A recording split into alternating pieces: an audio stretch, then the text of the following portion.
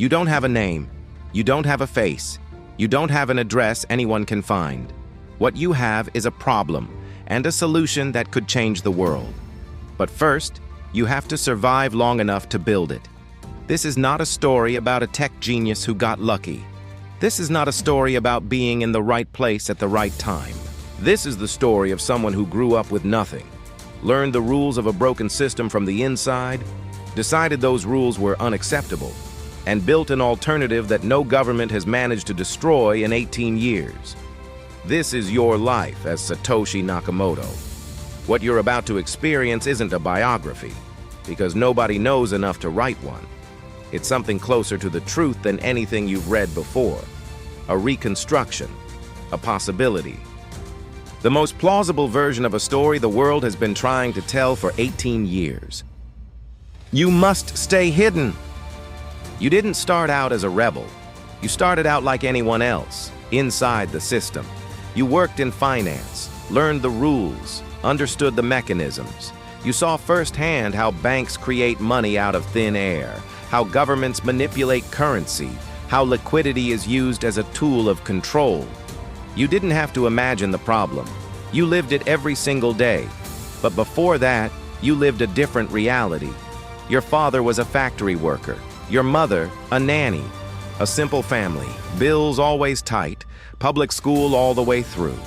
You had no network, no family name that opened doors, no one to call when things got hard. What you had was intelligence, discipline, and a quiet rage at a world that seemed to have been built for someone else. You made it on merit. And that's exactly why, when you finally understood the system from the inside, the betrayal you felt ran deeper than anyone could imagine. And that's exactly what changed everything. Because when you're inside the system, you see what no one on the outside can. You saw the closed-door meetings, the decisions that never reach the public, how the money of millions of ordinary people can be redirected with a single phone call between a central bank and a government. And at some point, you decided you couldn't be part of it anymore. But you also understood something crucial. Anyone who tried to challenge the system openly would be destroyed. This wasn't naivety, it was strategy. If you had a name, a face, an address, you'd be silenced before you finished. The only way to build something the system couldn't take down was to make sure the system never knew who was building it. Anonymity wasn't cowardice, it was your shield, and you wielded it with surgical precision. You must understand the enemy. You didn't create Bitcoin by accident. You spent years studying the enemy with the obsession of someone who knows they'll need every detail to beat it. Ludwig von Mises, Friedrich Hayek, the cypherpunks of the 90s. You absorbed everything, not as an academic exercise, as ammunition. Every book was a piece of the puzzle, every theory, a tool. You were building an intellectual arsenal for a war most people didn't even know was happening. And the more you studied, the clearer the conclusion became. The problem wasn't this or that politician, not this or that bank. The problem was structural, the very design of modern money.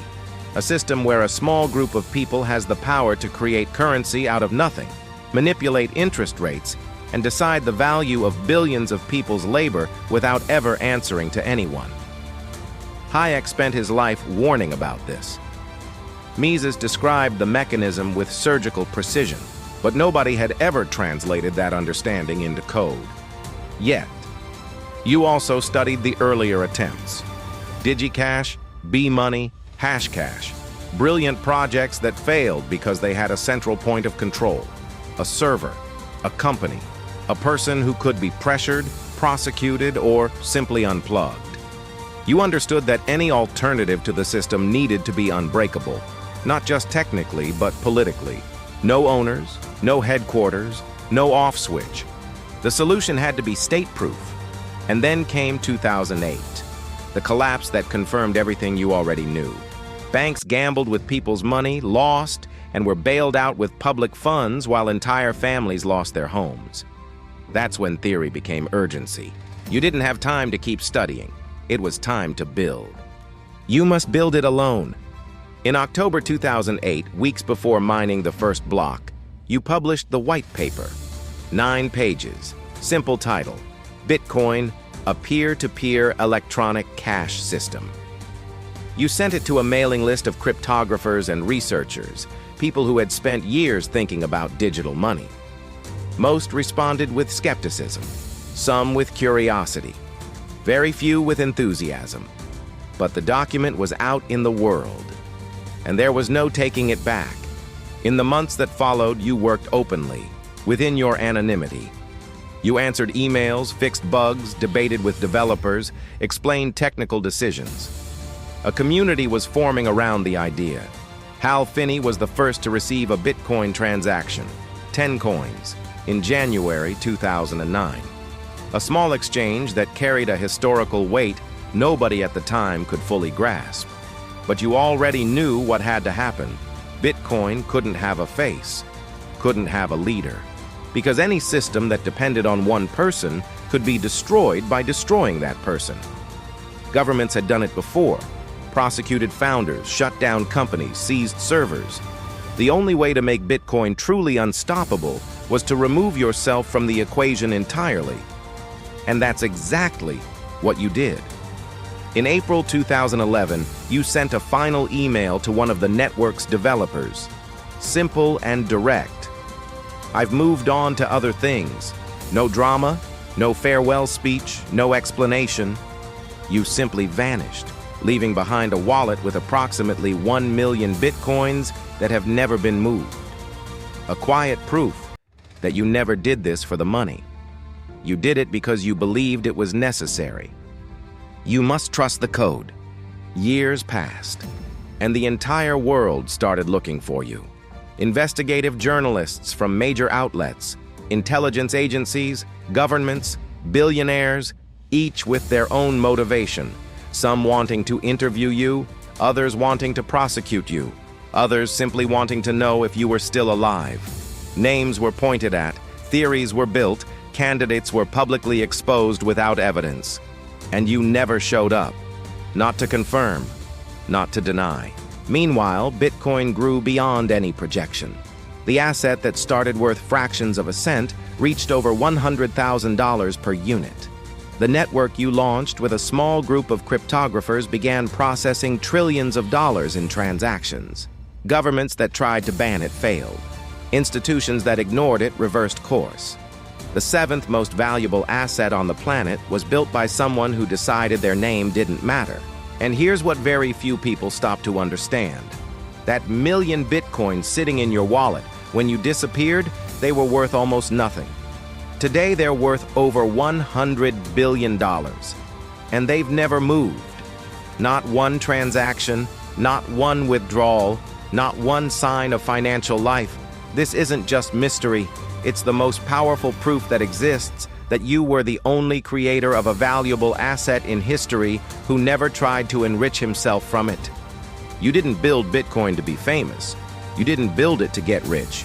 You built it because you saw a broken system, understood the problem better than anyone, and had the courage and genius to create the solution, and then the wisdom to step aside and let it live. In 18 years, no government brought it down. No bank replicated it. No authority controlled it. The code keeps running, and you stay disappeared. Exactly as planned. And while the whole world looks for you, life goes on somewhere nobody would think to look. Maybe you're in an isolated villa in the Maldives, windows open to the Indian Ocean, watching Bitcoin hit a new all-time high on a screen while the breeze comes in uninvited.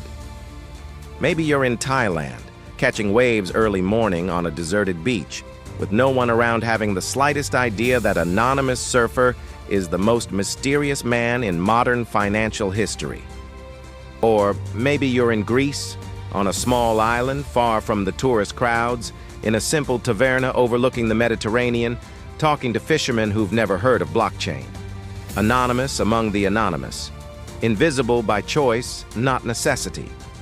Carrying a passport nobody recognizes and a mind that changed the world without ever revealing its name. The greatest irony of all is that while billions of dollars carry your creation, you might be spending less than anyone would imagine, because you always knew money was never the point. Nobody knows where you are. Nobody knows if you're one person or a group. Nobody knows if you're still alive. And maybe that's exactly how you always wanted it. Because Bitcoin doesn't need you to exist. It doesn't need your name, your face, your presence. It was built to last without you. And that, more than any line of code, may have been your greatest masterpiece. You just lived the story of a man who saw the world differently, who refused to accept the rules of a system that wasn't built for ordinary people, who worked in silence, without recognition, without validation, and created something the entire world uses today without knowing his name. The question that remains isn't who Satoshi Nakamoto was. The question is, what are you going to do with what he left behind? Because Bitcoin wasn't created to stay in the hands of governments, banks, or billionaires. It was created for people like you, who work, who save, who watch their money shrink every month without fully understanding why. Satoshi saw that problem from the inside. He built the solution, and he disappeared so that nobody could take it away from you. The question now is whether you'll take advantage of it before the window closes. Satoshi's story didn't end. It's happening right now. In every transaction, in every block mined, in every person who decides to step outside the system he walked away from. You can keep watching this story from the outside, or you can decide to become part of it. You don't need a famous name. You don't need a privileged background.